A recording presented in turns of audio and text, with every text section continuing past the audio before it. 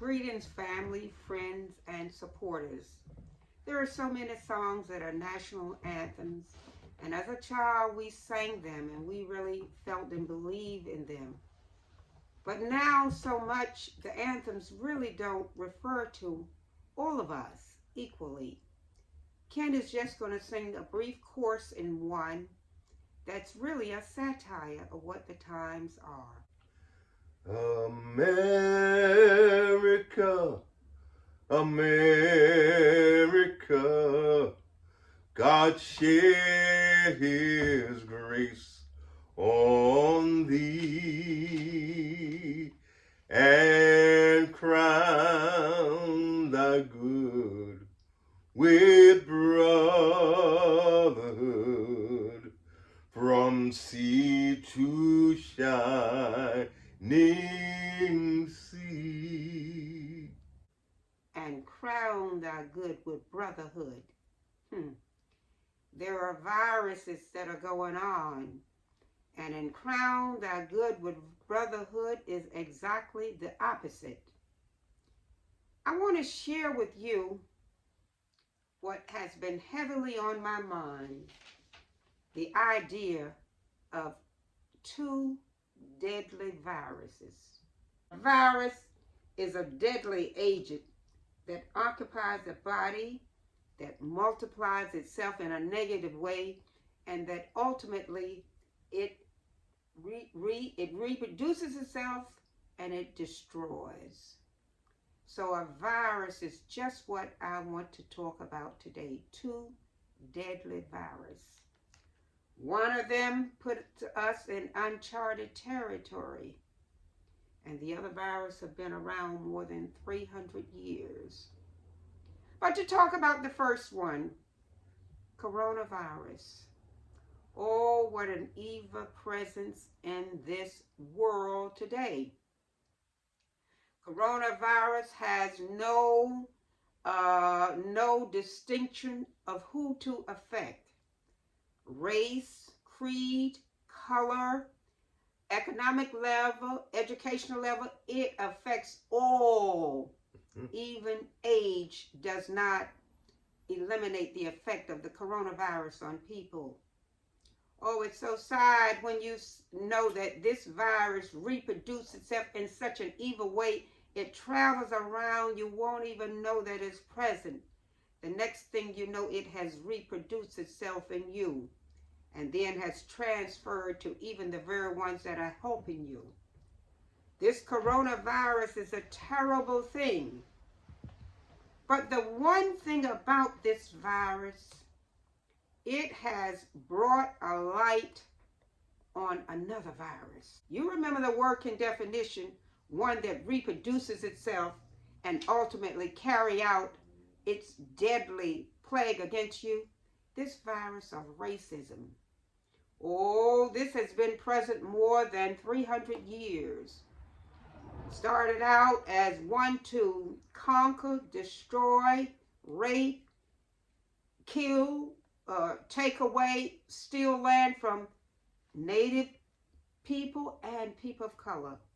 This virus has continued throughout the centuries and more prevalent even now. You find that even in this coronavirus, it has allowed this other virus to raise its ugly head. Oh, we have seen now in places where people of color, where things are happening because of your color, your treatment isn't the same. People have gathered together, and you can find one group of people because of who you are ignored by police and you are given masks and encouraged to wear your mask. But in others, you are knocked down on the ground and you are tussled down and you are locked up where your chances of contacting this virus is present. Oh, this virus of racism. But even so, more so at the surface, these two killings, the one in Georgia.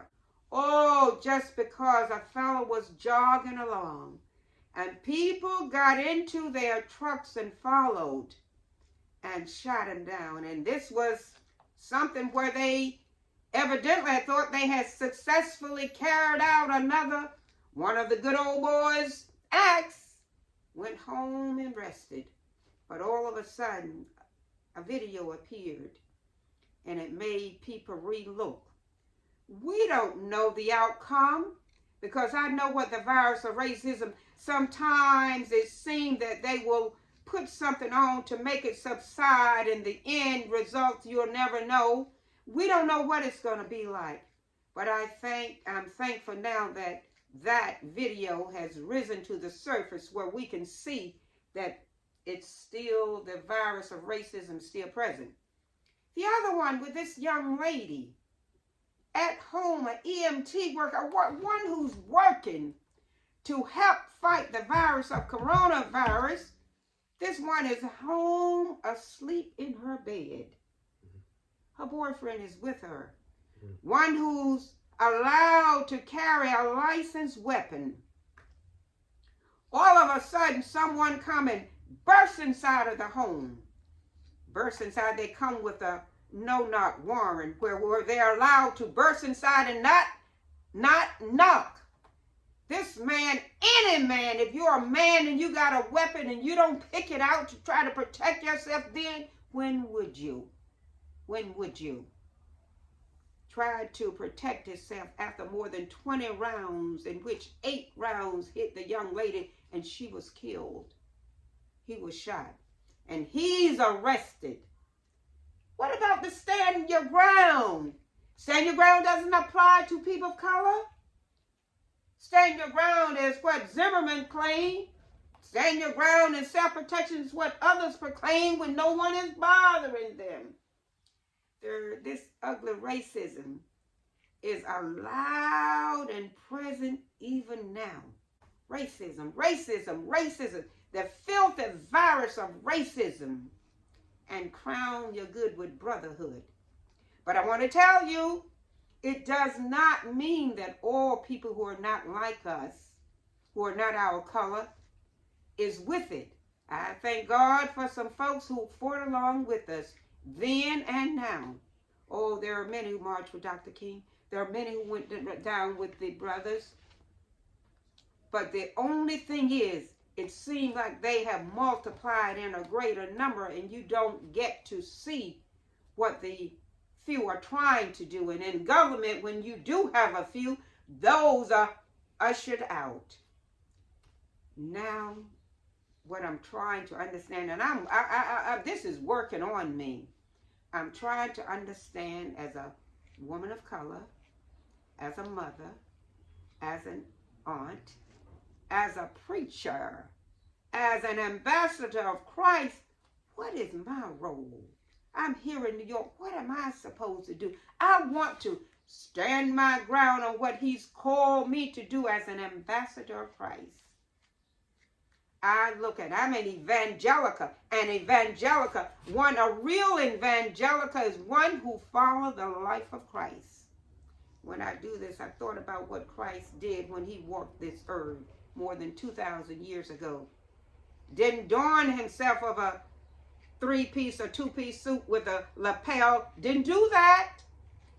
He went around the least of these, helping out, touching those who were untouchable. He went around feeding those who are hungry. A lot of folks are doing that now. He went around sharing the life-saving salvation of God. Just to reiterate some of the things that I was saying, the life of Christ. As he walked this earth, he crossed ethnicity lines, he crossed gender lines, he crossed economic level lines, and he showed that with liberty and justice for all, this is what you have to do. So as a preacher, I know that I must. Christ also said, this commandment I give you, that you love one another. I am so glad he said love and didn't say like, because there are many things folks do I don't like, and I can't like.